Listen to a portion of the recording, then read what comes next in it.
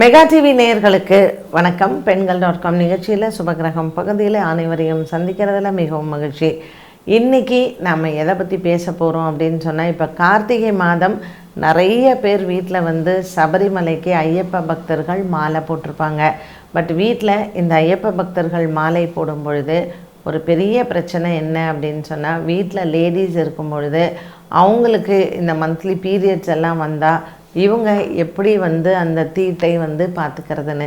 So பொதுவாக என்ன சொல்லுவாங்கன்னா, ஒரு விரதம் இருக்கும் பொழுது இந்த மாதிரி ஒரு சுவாமிக்கு மலைக்கெல்லாம் நீங்கள் மாலை போடுறீங்கன்னா வெளியில் எங்கேயும் தங்கக்கூடாது. வெளியில் தங்குறதுனா இன்னொருத்தர் வீட்டில், இப்போ உங்கள் வீட்டில் உங்கள் மனைவி இல்லை உங்கள் அம்மா தலைக்கு ஊற்றிக்கிட்டாங்க, அவங்க வீட்டுக்கு பீரியட்ஸ் ஆகிடுச்சு அவங்களுக்கு அப்படின்னா, இந்த மலைக்கு மாலை போட்டவங்க விரதம் இருக்கிறவங்க பொதுவாக இன்னொருத்தவங்க வீட்டில் போய் தங்கக்கூடாது அப்படின்னு சொல்லுவாங்க. அதனால தான் கோவிலில் தங்கலாம். ஸோ கோவில்லையே சாப்பிட்டு கோவிலில் குளித்து அவங்க கோவில்லையே தங்கலாம் அப்படின்னு சொல்லிட்டு ஒரு முறை வச்சுருக்குறாங்க. ஸோ இந்த மாதிரியான ஒரு இக்கட்டான சூழ்நிலைகள் சில சமயத்தில் நமக்கு வந்துடும். அதுவும் குறிப்பாக லேடிஸ்க்கெலாம் பார்த்திங்கன்னா, வீட்டில் அதுவும் இந்த தீபாவளி டைமில் எல்லாம் பாவம். இப்போ தீபாவளி வீட்டில் ஒரு பண்டிகை, நம்ம தீபாவளி அன்னைக்கு தலைக்கு ஊற்றிக்கிட்டோம், நம்மளால் செலிப்ரேட் பண்ணால் தீபாவளி ஒரு ஃபெஸ்டிவல் தான். ஸோ அது தனியாக நம்ம சாமிக்குன்னு அன்றைக்கி ஒரு தெய்வ காரியம் ஏதாவது இருக்கா அப்படின்னு கேட்டிங்கன்னா, தீபாவளிக்கு அந்த மாதிரி கிடையாது. பட் மறுநாள் நோன்பு எடுக்கிறாங்க பார்த்திங்களா, அது நம்ம ஒரு விரதம் இருந்து பண்ணக்கூடியது. தீபாவளி புதுசு போட்டுக்கிறது, ஸ்வீட் சாப்பிட்றது, பட்டாசு வெடிக்கிறது, அந்த மாதிரி it is a celebration. So அன்றைக்கி எதுவும் பெருசாக ரிச்சுவல்ஸ் அப்படிங்கிறது கிடையவே கிடையாது. எண்ணெய் தேய்ச்சி குளிக்கிறது இதெல்லாம் தான். ஸோ நீங்கள் வீட்டில் பீரியட்ஸ் ஆகிட்டிங்கன்னா கூட நீங்கள் எண்ணெய் தேய்ச்சி குளிக்கிறதும், புதுசு கட்டிக்கிறதும், ஸ்வீட் சாப்பிட்றதும், பட்டாசு வெடிக்கிறதும் எந்த விதமான தடையும் இல்லை. பட் மற்ற நாள் உங்களுக்கு நோன்பு எடுக்கிறவங்களுக்கு தான் அந்த நோன்பை எடுக்க முடியாது. ஸோ சப்போஸ் அப்போ அந்த நாளில் நீங்கள் நோன்பு எடுக்க முடியல, தடையாயிடுச்சுன்னா அடுத்த வாரம் அவங்க எடுப்பாங்க. ஜென்ரலி ஒரு 1 வீக் கழித்து எடுப்பாங்க. வரலட்சுமி விரதமும் அதே மாதிரி தான். அந்த வரலட்சுமி விரதம் அன்னைக்கு லேடிஸ் எடுக்க முடியலைன்னா அடுத்த வெள்ளிக்கிழமை எடுத்துக்கிறது அப்படிங்கிறது ஒரு வழக்கம் இருக்குது. இது ஏதாவது தெய்வ குத்தமாயிருமா, இல்லை கடவுள் நமக்கு எதுவும் அதுக்கான பலன் நமக்கு முழுமையாக கிடைக்காதுன்னா அப்படியெல்லாம் கிடையாது. நம்ம என்றைக்கு வேணாலும் அந்த விரதத்தை எடுத்துக்கலாம். கடவுள் கொடுக்கக்கூடிய பலன் நிச்சயமாக நமக்கு சேரும். அதில் நம்ம பயப்பட வேண்டிய அவசியம் இல்லை. இப்போ கார்த்திகை மாதத்தில் உங்கள் வீட்டுக்காரரோ உங்கள் அண்ணாவோ தம்பியோ வீட்டில் இருக்கக்கூடிய ஆண்கள் மலைக்கு மாலை போட்டு பெண்கள் தலைக்கு ஊற்றிட்டிங்கன்னா, நீங்கள் சமைச்சு சாப்பிட்றதோ இல்லை உங்களை அவங்க பார்க்குறதோ இது எல்லாமே தீட்டு. ஸோ நம்ம பரவாயில்ல, எனக்கு வேறு வழி இல்லை அப்படின்னு சொல்கிறவங்களுக்கு அந்த வீட்டு ஆண்கள் கோவிலில் போய் தங்கிடுறது பெட்டர். ஏன்னா ஐயப்ப சுவாமி ரொம்பவுமே ஒரு கடுமையான பிரம்மச்சாரி. அவர் பிரம்மச்சாரி விரதத்தை கடைபிடிப்பவர். ஸோ அந்த தெய்வத்திற்கு நம்ம எடுக்கக்கூடிய விரதங்கள் முறையாக இல்லை அப்படின்னு சொன்னாலே ஏதாவது ஒரு விதத்தில் அந்த பாவத்தை நம்ம சுமக்க வேண்டியதாக ஆகிடும். அதனால் வீட்டில் நீங்கள் லேடிஸ் இருக்கீங்க, உங்களுக்கு எல்லாம் பீரியட்ஸ் ஆகிட்டீங்க அப்படின்னா பெட்டர் உங்கள் வீட்டில் இருக்கக்கூடிய ஆம்பளைகள் வெளியில் தங்கலாம். இது நிச்சயமாக இது பாவத்தை நாம் சுமக்கிறது தான். இப்போது நம்ம ஒரு திருப்பதி போயிட்டோம், திருமலை ஒரு கோயிலுக்கே நம்ம போகிறோம். லேடிஸ் எல்லாம் கோயிலுக்கு போகும்பொழுது அவங்களுக்கு தெரியாமையே அவங்களுக்கு அந்த பீரியட்ஸ்க்கான டேட் கூட இருக்காது. பட் ஒரு டென்ஷன்லேயோ இல்லை அவங்களுடைய ஹார்மோனல் இம்பேலன்சஸ்னாலேயோ ஒரு பீரியட்ஸ் ஆயிட்டாங்க அப்படின்னா, எப்பொழுதுமே கோவிலுக்குள்ளே போயிட்டு ஆயிட்டீங்க அப்படின்னா அது நமக்கு தெரியாமல் நமக்கு அது டேட்டும் இல்லை. பட் அந்த சமயத்தில் நமக்கு ஆயிட்டோன்னா அந்த தீட்டை நம்ம பார்க்குற வரைக்கும் அது தீட்டாக கருதப்படுறதில்லை. அப்படி ஒரு நிலைமை வந்துருச்சுனாலும் பெண்கள் பயப்பட வேண்டாம். அது நமக்கு ஒரு தெய்வ குத்தமோ இல்லை அதனால் நமக்கு ஒரு தண்டனையோ வராது. ஆனால் தெரிந்து செய்வது அப்படிங்கிறது பாவம். தெரியாமல் செய்தால் அது பாவத்தில் போய் சேராது. ஒரு சிலருக்கு பார்த்திங்கன்னா இயற்கையிலேயே அந்த மாதவிடாய் அப்படிங்கிறது ரொம்ப இர்ரெகுலராக இருக்கும். அப்படி இர்ரெகுலராக இருக்கிறவங்களுக்கும் அது தீட்டு பெரியதளவுக்கு பாதிக்காது. அவங்களுடைய உடம்பு வாகனுடைய அம்சம் அப்படிங்கும் பொழுது அது எந்த விதத்துலேயும் அது தீட்டில் போய் சேராது. ஸோ பொதுவாக பெரியவர்கள் இதுக்கு எல்லாமே ஒரு விதமான பிராயச்சித்தங்கள் சொல்லியிருக்கிறாங்க.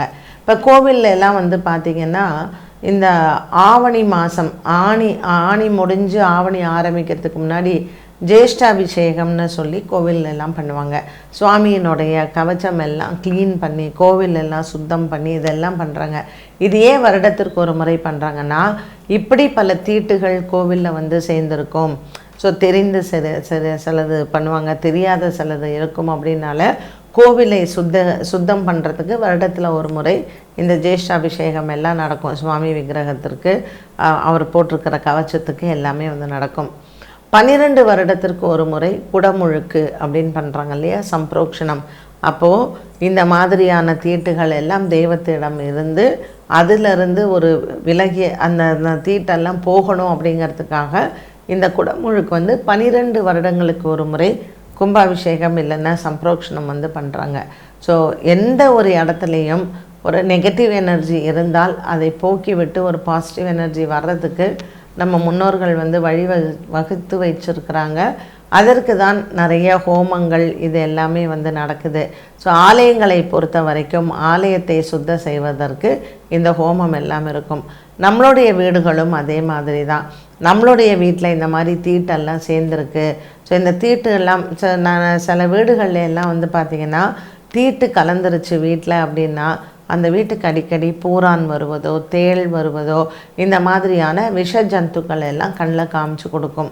ஸோ அந்த வீட்டில் வந்து எப்பொழுதுமே ஒரு தெய்வத்திற்கு நீங்கள் நிறையா பூஜை பண்ணுறீங்க, வீடு வந்து எப்பொழுதுமே தெய்வாம்சம் இருக்கும் பொழுது தீட்டோட யாராவது வந்துட்டாங்க, இல்லை அந்த வீட்டில் தீட்டு கலந்துருச்சு அப்படின்னாலே நமக்கு கண்ணில் காமிச்சு கொடுக்கும். இந்த பூரான் வர்றது, தேள் வர்றது, இது எல்லாமே வந்து பெரியவங்க சொல்லுவாங்க வீட்டில் வந்து தீட்டு கலந்துருச்சு அப்படின்ட்டுன்னு.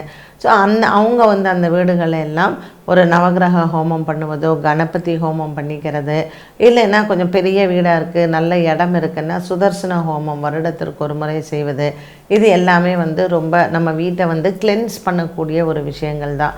ஸோ இந்த வீட்டினுடைய அந்த கிளென்சிங் ப்ராசஸ்க்கு தான் நம்ம வந்து பொதுவாக இந்த மாதிரியான ஹோமங்கள் எல்லாமே வந்து பண்ணுறோம். நம்ம சொல்லக்கூடிய ஸ்லோகங்கள், நம்ம சொல்லக்கூடிய மந்திரங்கள், இது எல்லாம் நம்மளை எப்படி பலப்படுத்துது அப்படின்னு பார்த்திங்கன்னா, அந்த தினசரியாக நம்ம சொல்லக்கூடிய இந்த மந்திரங்கள் எல்லாமே நம்மளை பலப்படுத்தக்கூடும். ஸோ இந்த மந்திரங்களினுடைய பலம், நம்ம செய்யக்கூடிய அந்த வேத மந்திரங்களினுடைய ஒலி, நம்ம வீட்டில் செய்யக்கூடிய வளர்க்கக்கூடிய ஹோமங்கள், இது எல்லாமே நமக்கு வீட்டை வந்து ஒரு பாசிட்டிவ் எனர்ஜியாக வைக்கிறதோடு மட்டும் இல்லாமல் நமக்கும் ஒரு பெரிய பாசிட்டிவிட்டியாக கொடுக்கும். கோவில்களுக்கும் அதே மாதிரி இந்த ஹோமங்கள் எல்லாமே வந்து கோவிலில் இருக்கக்கூடிய தீட்டுகளை விளக்குவதற்கு இது எல்லாம் வழிவகுக்கும். இதனால தான் நம்மளுடைய முன்னோர்கள் வந்து இது எல்லாத்தையுமே ஃபார்மேட் பண்ணி வச்சுருக்காங்க. இந்தந்த காலகட்டத்தில் இது செய்ய வேண்டும், இப்படி முறையாக பூஜைகள் எல்லாம் நடத்த வேண்டும். நம்மளும் அதற்கு ஏற்றாற் போல் என்ன மாதிரியான பரிகாரங்கள் பிராயச்சித்தங்கள்லாம் செய்யணும் அப்படிங்கிறதும் பெரியவர்கள் சொன்னாங்க. ஸோ ஒரு கடலில் போய் நீராடி ஒரு ஆலய தரிசனம், ஒரு புண்ணிய நதியில் போய் நீராடி அந்த இருக்கக்கூடிய ஆலய தரிசனம், இந்த மாதிரி நதிகளில் நீராடி நம்ம தெய்வங்களை வணங்கிறது, கடலில் நீராடி தெய்வங்களை வணங்கிறது, அங்கே இருக்கக்கூடிய குளங்களில் நீராடி தெய்வங்களை வணங்கிறது நம்மளுடைய பாபத்தை போக்குவதற்கு தான். ஸோ இந்த மாதிரியான சில தீட்டு விஷயங்கள், சில தெய்வ காரியங்கள், இல்லை நம்ம வீட்டில் இருக்கக்கூடியதற்கெல்லாம் இந்த ஸ்நானங்கள், இந்த மாதிரியான குளியல், இந்த மாதிரியான ஹோமங்கள், இது எல்லாமே நமக்கு ஒரு நிவர்த்தியை தரும். என்ன நேயர்களே, இன்றைய பெண்கள்.com நிகழ்ச்சியில் சுபகிரகம் பகுதியில் வீட்டில் இருக்கக்கூடிய பெண்கள் இவங்களால் தீட்டு கலந்துருச்சுன்னா அதற்கான பிராயச்சித்தங்கள் என்ன அப்படிங்கிறத பார்த்தோம். மீண்டும் சந்திக்கும் வரை நன்றி, வணக்கம்.